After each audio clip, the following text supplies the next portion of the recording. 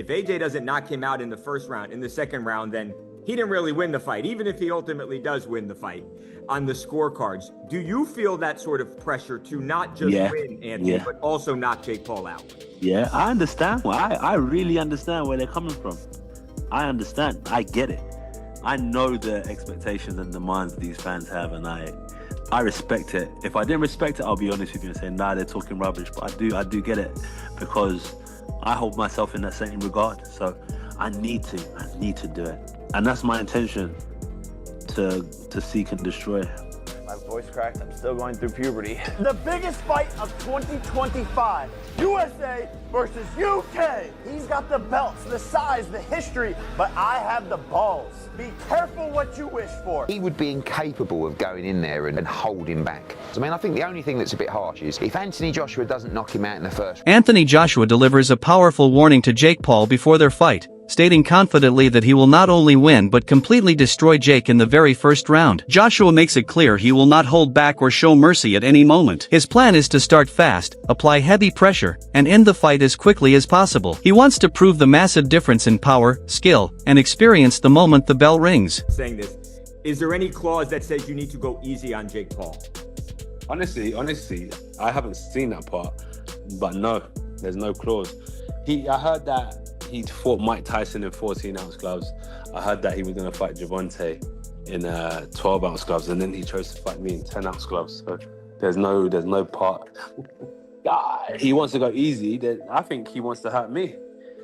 Michael Bisping comments on the upcoming fight between Anthony Joshua and Jake Paul by highlighting the obvious physical gap between them. He insists Jake Paul cannot handle the power and force behind Joshua's punches. Bisping points to Joshua's past battles against heavy hitters like Francis Ngannou to show how destructive his shots can be. He implies that the mismatch in strength and experience could make the fight extremely one-sided. Joshua gets flatlined. Every single punch that was thrown was landed, and every punch that landed put Francis Ngannou down. Okay, so to stand there and think that Jake Paul, who's much smaller, who has way less experience, that doesn't weigh anything near him, is gonna have a chance, and not to mention the technical abilities. Let's just talk about that. Not to mention the technical abilities or experience. We're talking about an Olympic gold medalist, remember, from back in the day, who's then gone on to become a true British boxing icon, or a worldwide boxing icon, let's be honest, right?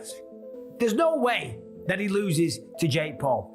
Derek Chisora takes a completely different angle in his analysis. For him, the fight is not about competition, skills, or legacy, it is all business. Chisora argues that fans should not treat this matchup as a career-defining clash. Instead, they should view it as entertainment designed for financial gain and media attention. In his view, Jake Paul versus Anthony Joshua is less about pure sport and more about a strategic move that benefits all parties involved, stripping away the drama and focusing on the commercial reality behind the event.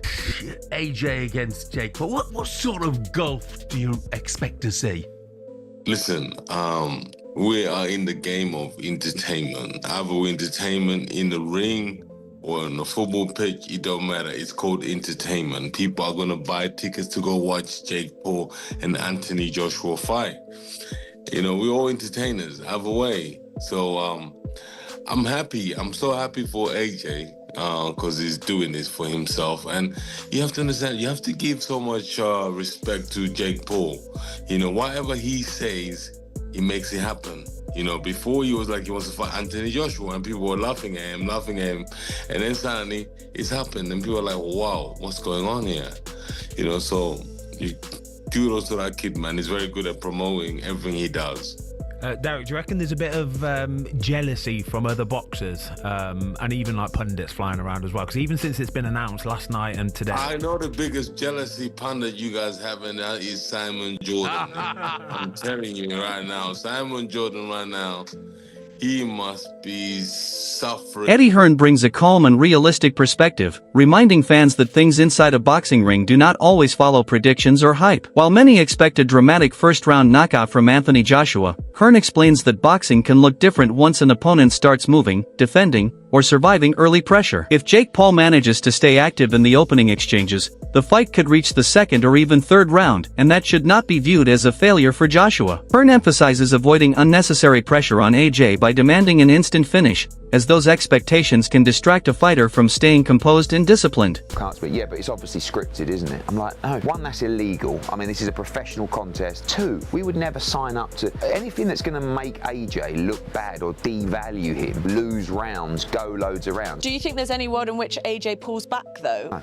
absolutely. He couldn't do that as a fighter. He would be incapable of going in there and holding back. I mean, I think the only thing that's a bit harsh is if Anthony Joshua doesn't knock him out in the first round, he should be ashamed of himself. I'm like, Brian, give us 2, like, or 3. Because if Jake does move, he can look after himself. It's not like he's just going to get one shot round. KSI adds intensity to the discussion with his blunt take. He revealed that he personally messaged Anthony Joshua, telling him directly not to allow the fight to last 8 rounds under any circumstance. KSI believes that if the bout goes that long, Joshua would not have met the standard expected from a world-class heavyweight fighting someone with Jake's level of experience. In his opinion, the responsibility on Joshua is huge, not only because of differences in size and skill, but because fans around the world are comparing both men in every possible way. What's happening with that? I couldn't give 2 Fs about Jake.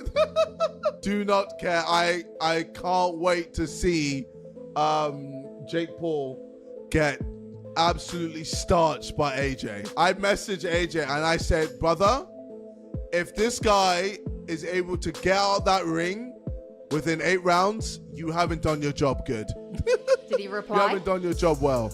Yes. Yeah, I talked to AJ, bro. He said he's going to do a madness, yeah. Would you get in the ring with Anthony Joshua? No. Yeah, he's stupid. He's an idiot. He loves the fame and he loves the money. So ultimately, if you're just that money hungry and that fame hungry, you're going to just do whatever. You don't care what it is. So getting in the ring with AJ, he's there like in his head probably thinks, yeah, you know what? I've got this. Also, I'm going to get a load of money and I'm going to get a load of fame from this.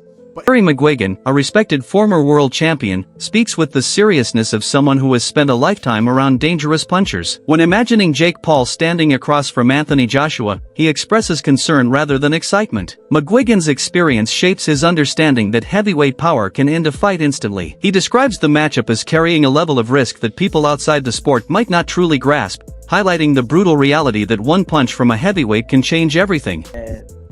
You know, for those last 2 fights, that it is more difficult than he thought to boil himself down to 147. So it may be better for him to concentrate at 150, 154. But then you got Ortiz, you got Boots Ennis, and you got Brian Norman Jr. all in the 154-pound category. So it's a tough division.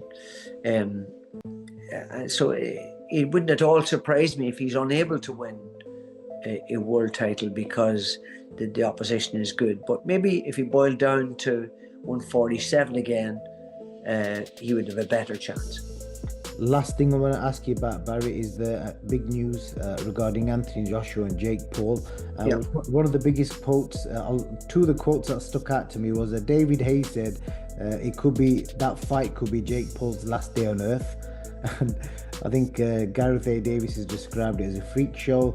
Some people are saying, you know, AJ's grabbing the bag. There's nothing wrong with that because anybody else, if they got offered that kind of money, they would do it. So, and some people are suggesting he might damage his legacy. Where do you sit with the decision of him taking that fight? And it's a professional 8-round fight as well.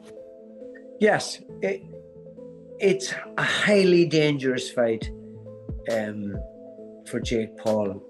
I don't know what he's doing unless they have done some sort of caveat or some sort of agreement that he says he's going to go easy on him or he's not going to